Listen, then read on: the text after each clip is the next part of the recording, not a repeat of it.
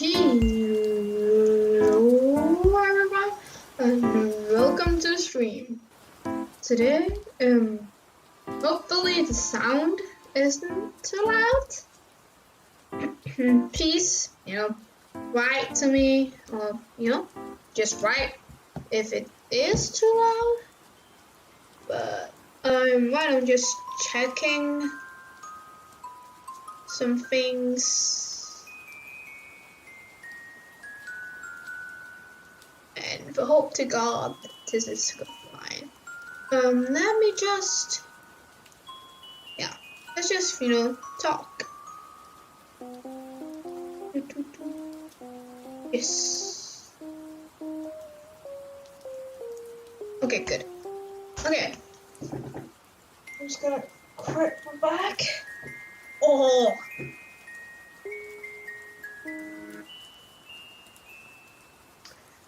Okay. Now, I should, have told you guys what we're reading. Today, we are reading Fitting in Tiny Spaces by aloneintherain. This is a bit shorter. It's only 3,400 words. So, it's a bit shorter. But, so before we start, we could just talk a bit.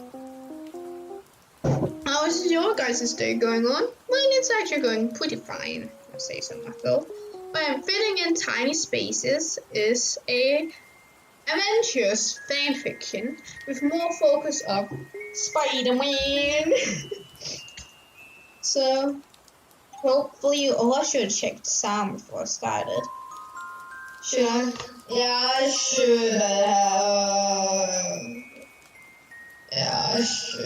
Yeah, I should have. Is Tumblr doing a fucking law stream right now? Although I'm doing my reading for, Tumblr's definitely, is he doing a law stream? Probably. Because the notification came and said like, Tumblr is live, times are changing. You wanna fuck it, I'm gonna do it, I'm actually gonna do it, I'm gonna do it. I'm gonna look, is this a law stream? If it is, I'm going to cry. They just said times are changing. Yeah, it's a law stream. It's a law stream. Oh, real. So welcome here, and let's begin with the reading. So let's begin. Reading Fitting in Tiny Spaces by aloneintherain. Peter was fairly new to the Avengers. New enough that he still worked as a solo unit in fights. He wasn't used to having teammates, and often he couldn't bring himself to ask them for assistance. Each opportunity for Peter to prove himself, he seized eagerly. He continued to fight mostly individually in the field, without regret, without asking for assistance. Peter could do this, until he couldn't. Flat on his stomach, inside a space barely small enough for a child, Peter took in a deep, grounding breath, then froze when his rising chest pushed into the mostly destroyed rubble above him. The mass shifted, cracking audibly, threatened to fall and crush Peter. Okay, moving was bad.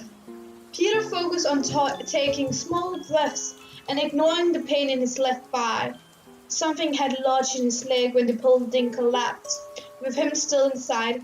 He had been too fine to get out in time, preoccupied with clearing the space of civilians. He couldn't see anything. The sun was unable to reach him here. There was nothing but a wall of solid darkness. Now what? Think, Parker. Constellon? It was hard to hear anything, his ears still ringing from the sheer sound a building made when it collapsed around you. Wetting his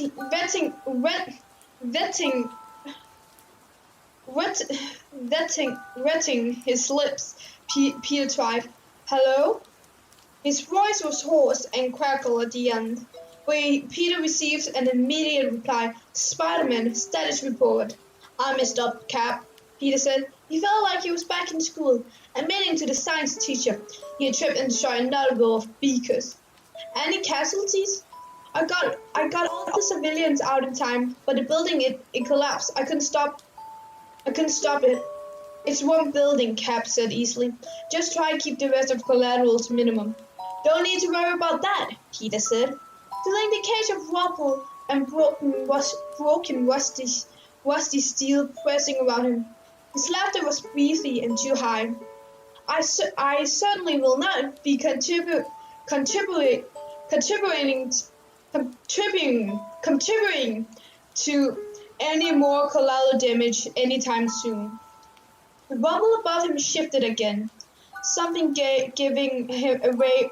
The rubble above him shifted again, something giving way further, and sharp metal pressed against Peter's back, digging into it, breaking skin. He yelped and fought down the urge to flinch away. You okay there, kid? Sam asked. His voice half hurried away by the wind he was fighting through, flying high somewhere in the sky. Peter would give anything to be at Falcon's side, swinging through the city instead of here, crammed inside a dark space. Kind of? Spider-Man status. Spider-Man report. Steve was caught. All business. I got a little hurt when the building collapsed, and I can't get back to my fight. I can't get back to the fight in my position. Rookies, Tony said, laughing a little. He didn't sound mean, but still, Peter's cheeks burned. He felt humiliated. He was supposed to be an Avenger now. Define a little, Steve said, ignoring Tony. Peter made a non-committal, unhelpful sound in response. Are you safe, at least? Are you safe? At least? Well, define safe, Peter said, because in our profession, are we ever really? How serious is your situation? Cap interrupted. Through the com, Peter could hear the sounds of gunfire, the slap of flesh against the pavement, and Cap groaning. Peter swallowed. That didn't sound good. Are you in immediate danger? Cap corrected. Going to bleed out or die in the next half hour? Peter should have spoken up then, because honestly, yeah, maybe. His situation didn't seem immediately drop everything and run dire, but it wasn't good. Peter should have told him about the growing sticky redness in his back and thigh, where Peter is fairly certain he had been stabbed, or at least skewered. Told him all about the growing numbness in his body from the pressure of heavy rubble above him, about the fear choking him, how there wasn't any room in the pocket of air the collapsed building had creative. But Peter still felt clumsy and stupid in the wake of superheroes more experienced. You're right, I'm going to turn the sound a little bit down. Yeah. He didn't want to vamp out. Demand someone come and hold his hand. This wasn't that bad. Peter could shop up and deal. This was a part of being an Avenger after all. When Peter had failed to answer, Steve said, Spidey, they got reinforcements. We hit a bit of a snag here, and I don't think anyone will be able to help you for a while. Think you can sit tight while we deal with this? The pressure on his lower back and legs were becoming too much. Peter swallowed quickly, fighting down panic. He could handle this. Yeah, Peter said. I can do that. Peter stopped talking after that. Usually he fell back on terrible violence-inducing jokes when he was badly injured or frightened. This, however, trapped in the darkness, a heavy blanket of rubble against his back, took all of Peter's concentration to handle. He wanted to take his comb out of his ear and using his palm to stop the other Avengers from hearing in case Peter did fall into a panic attack, or started shouting, or screaming, or worse, crying. But he couldn't reach his comb. There was no room to move, not even an inch. I don't want to rush you guys, Peter said, after what felt like an hour had passed, but more likely to was more likely closer to 15 minutes. But how's the mission going along? Don't you worry your pretty little head about it, Tony said. Just lay back, take a breather, and crap, Falcon, check your 5 o'clock.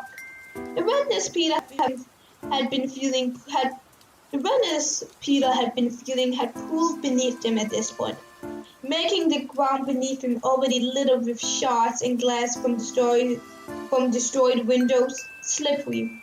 Peter gagged, fighting down bile. God, he hated blood. He was pretty sure his healing factor was replacing his blood fast enough to stop him from dying of bloodlust, though. I get it, Peter said, trying for a light tone. Fighting is kinda happening. Big guys with big guns and stuff, yada yada. But could someone please collect the rook spider sometime soon? Please? Clint snorted. We'll get to you when we'll get to you when we get to you, kid. Could you hurry? Keep your spandex pants on. But another platoon entering from the south, Steve said. Four, are you with me? And Spidey? We get there when we can, okay? Peter took a deep breath, then another, and struggled to find his voice. Okay, he said quietly, his voice sounding loud in the tiny dark space. People my age get jumps flip. People my age get jobs flipping burgers, Peter muttered to himself, but me, no. I have to decide on world saving. Good job, Parker. Look how well this has worked out. Peter estimated around half an hour had passed since he asked someone to come and get him. He staved off half a dozen oncoming panic attacks in that time. But now he was exhausted both physically and emotionally, fighting to remain consciousness. It was a combination of pressing fatigue and bloodlust that had him feeling cold all over, lightheaded and nauseous. But now Peter felt oddly detached, enough so that his once crushing fear could float away and his sense of humor could return. Hey, you can still flip burgers. You have that power, Clint said in his ear. Peter would have startled if he was able to move. Come, right. He keeps forgetting things. Where he is, how long he's been here, his teammates, how he hasn't been abandoned, hasn't been. They're still coming. Peter just forgets. And hey, Clint continued, you can make me a sandwich any time. I like my burgers with double the cheese. Remember that, kid? I burn toast, Peter said. Long as you don't burn the cheese, I don't care. Oh, motherfucker. Hawkeye? Steve's voice came through the line as strong and assured as always. Hawkeye, report. Clint's wheezy reply could barely be heard around his rough, uneven breath. I'm okay. You don't sound okay, Natasha said. I'm en route to your location now. This is why you don't talk on the line, Tony said. 1 minute you're discussing correct quantities of cheese and sandwiches. The next, you're bleeding out. Like you're the one to talk, Clint shot back, still sounding like he was gasping for air. Maybe bent over, lightly clutching at his wrists. Peter felt a spike of concern for the old Avenger, and shuddered around the uncomfortable feeling. He hated being useless. It scared him. Good things never happened when Peter was helpless. I'm in a suit of armor, Tony sniped. A badass metal suit of armor with explosives and thick protective layers. I can talk as much as I want in here. Natasha interrupted them, obviously having a right to assist Clint. Hawkeye, Clint, stay still. Cap, he's down. It's not that bad, Clint tried. Apparently, Cap didn't trust Clint's own assessment because he said, Black Widow? Broken ribs, Concussion, concussion to the head. Contusion to the head, likely a concussion. Suspected punctured lung. Clint could be heard coughing wetly in the background. Definitely punctured lung. You heard her, guys, Cap said, addressing this whole team now. Let's wrap this up. Sam made a gnaw sound. The party just started. Getting good. Yeah, you wet blanket, Barton, Tony said. Someone collect Spider-Man, Steve instructed. Finally, Peter murmured. Quick, like a prayer of thanks. Where are you, Spidey? Tony asked. Whoever's close can grab you. If you're too far off, I will fly through and scoop you up. Peter smiled against the ground. Finally, he was getting out. You remember where the building that collapsed was? Tony made a sound of confirmation. I'm under that. Tony laughed, though he sounded mostly confused. A little awkward. You mean next to it, right? No, Peter said. Under. I don't know how far under. Pretty far. I was deep in the building when it collapsed. There's a lot of broken concrete and metal and barely any space, if that helps. Peter felt sleepy.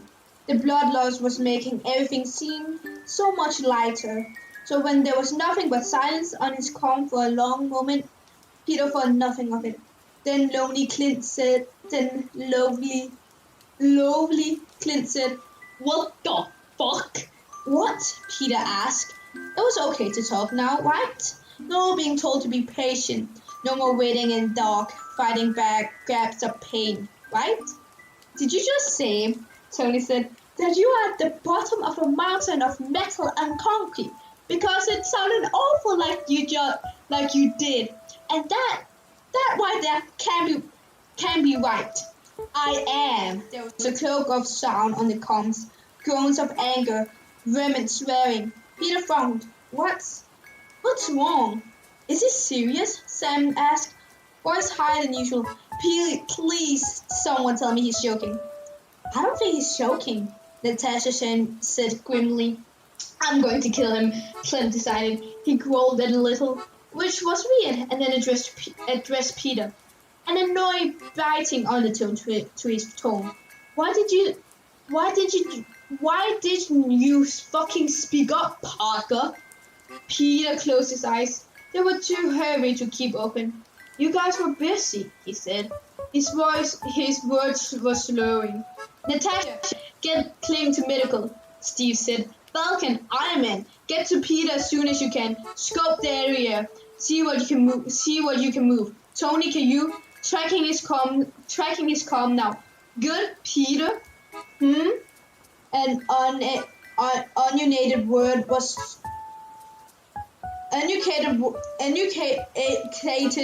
was too hard. What Peter managed in his word was closer to a jumble of slurred words. What's happening now? The rate above Peter was shifting, moving. A cold metal gauntlet burst noisily through the rubble and reached down, brushing against his blade back. A choked, terrified sound leapt from Peter's throat.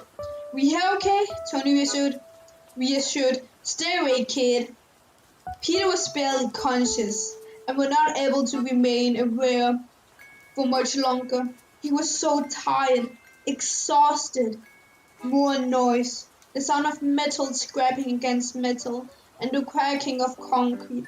The pressure against Peter's limbs elevated, and then sunlight flooded him, the brightness hurting his eyes, even behind the closed lids. He was vaguely aware of being moved, lifted, people talking to him. He was too far out of it to understand what was happening.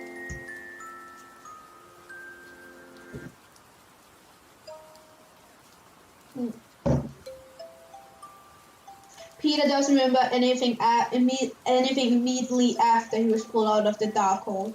He woke sometime later when they were abandoned in the Quadrant. long enough to pry his eyes open and look around. The first thing he saw was feathers of mechanical wing, draped lightly over him like a blanket. Peter looked up, seeing Sam sitting on his right side, Steve on his left. Sam was looking away, talking to someone, but Steve was staring right at him. Steve smiled at him, small and sad. "Hey, Pete," he said lowly, not loud enough to catch any of the other Avengers' attention. Peter blinked at him. Steve swallowed and managed to somber, "I'm so sorry." Peter's mouth was too dry to make a sound, but he raised a shaking arm, brushing his fingers along the back of Steve's hand. Steve stared at him, and Peter carefully shook his head. "No, no, I should have done something," Steve continued. He looked physically weighed down by guilt. All other conversation in the quiet quotient had died down as the others heard Steve caught sight of Peter's conscious figure. "I'm the leader. You're my responsibility. I should have known you were hurt." Peter shook his head again, harder this time. The movement hurt, but Peter ignored, glaring stubbornly at his team leader. Nowhere would Steve take this on himself. This was all Peter. "I'm sorry, though," Steve said. "We all are. If we had known." Peter breathed out, letting his eyes shutter close. He was too tired. "We wouldn't have left you there if we'd known, Peter." Peter let himself fall back asleep. This time there was no compensating concrete along his sides, only the presence of two familiar Avengers. Peter blinked awake and ground, choking on his first breath since gaining consciousness. He heard all over, a headache beating a steady tempo against his skull, and his eyes were dry and sticky with grit. The world around him was dark, so dark, too dark. "No," Peter murmured, eyes darting around frantically, trying to find something, some semblance of light. There was nothing. No one else, just the darkness, pushing in on all his sides, surrounding, trapping. "Peter!" Light flooded the room as Bruce burst in, flipping on the live switch and rushing to his side. "Hey, it's okay. You're okay now." Tony followed Bruce in. He took one look at Peter and grasped desperately like a land-stricken fish and nudged Bruce out of the way. "You're having a panic attack," Tony told him plainly. "You need to take deep breaths." Peter shook his head. He couldn't. He couldn't. "No, you need to." He grabbed one of Peter's hands and pressed it against Tony's own sternum.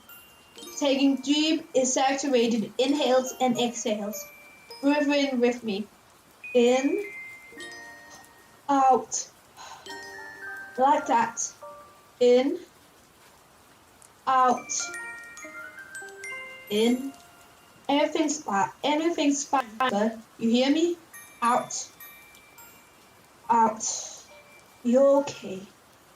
Peter followed Tony's breathing for a dozen inhales, then smiled shakily and took his hand away from the other man's torso. He felt off kilter and embarrassed, but he could breathe now, and there was people and light. Tony moved away to sit at the end of the bed and was replaced by Bruce. The Hulk can't come with them on the mission, so the Bruce banner that greeted Peter didn't look raggedy in old jeans, but clean and put together in a pristine lab coat. "You're injured," he explained, "pretty badly, but your healing factor is doing you a lot of good right now." Bruce and Tony exchanged a glance, "But we need to talk." "Oh no, oh no, no." "You're okay," Bruce said quickly. "We just wanted to clarify some things, okay?" Peter shrugged and nodded a little. Tony took that as a confirmation and asked, "Pete, earlier when that building collapsed around you, did you realistically think we were told you to wait for almost an hour before helping you in the situation you were in?" Peter wet his lips. Was this a trick question? "Yes." Bruce and Tony both wore bleak expressions, and Peter hurried to correct them. "I mean, no? Do you really think we'll leave you there for so long? Tony asked. Quietly, Peter shrugged again. Bruce shook his head. He took off his wire-rimmed glasses, cleaning them on his button-down, so to have something distract him to do with his hands. You didn't seem confused why they immediately helped Clint, he said. Well, yeah, he's an Avenger, an older one. I mean, he's more valuable than I am, and you know him. You care about him. I'm glad you got him out of there when he was hurt. And you, Bruce pressed, you're an Avenger. You were hurt badly too, arguably worse than Clint. Peter lay with his blanket, staring down at his long fingers, half covered in bandages, smeared with red. His hands had been cut up pretty badly, several fingers broken, and Peter would have found out later, healed wrong while the Avengers had gone to him. They had to re-break and set his fingers allowed them to heal properly. I don't know, Peter mumbled. What did they want from him exactly? The weight of the stern gazes was too much, too heavy. He spent so long in the dark and unrelenting pile of rubble sprawled along his legs. He didn't need more pressure, more weight put on his battered body.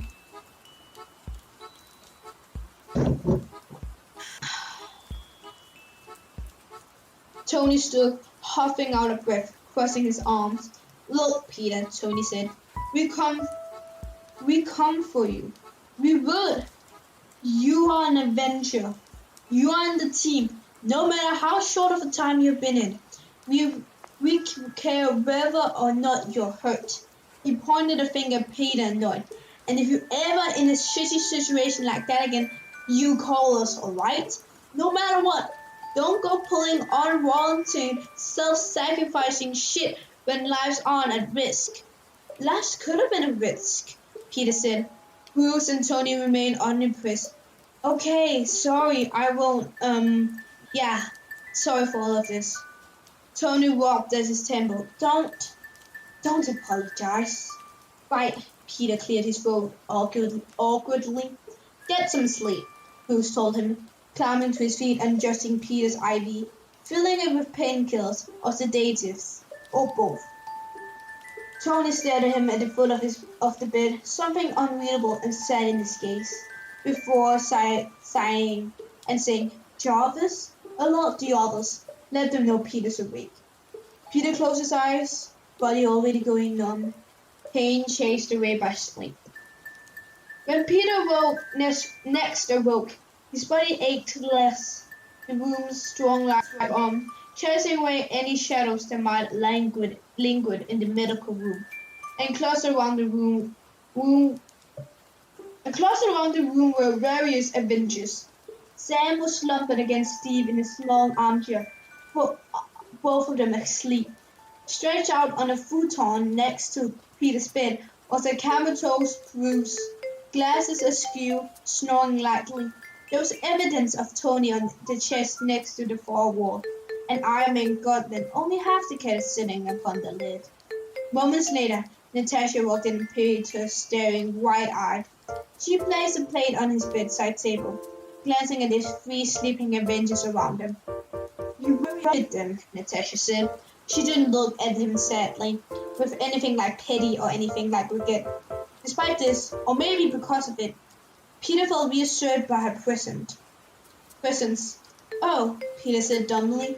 He caught sight of the plate Natasha had delivered and blinked at it. Is that a cheese sandwich? Courtesy of Clint, Natasha explained. She shrugged. You freaked him out too, you know. He was near out of his mind with worry. That wasn't right. Peter remembering Bruce explaining how injured Clint had been, how the man was bedridden, barely able to sit up. He didn't have the advantage of Peter's healing factor, and recovery would be longer for him. The old Avenger certainly wouldn't be up for making sandwiches heaped with cheese in his state. Peter stared at Natasha, smiling. Just Clint, huh? Natasha mirrored his smirk, pushing back the errant curls that falling on her cheek. Just Clint, she said. She looked at him up and down, surveying his injuries carefully. He doesn't want anything bad to happen to you. Understand that now, Peter said. The detective nodded. Good, she said, and left the room, leaving Peter with three sleeping Avengers, and a homemade sandwich, and a soft, secretive smile.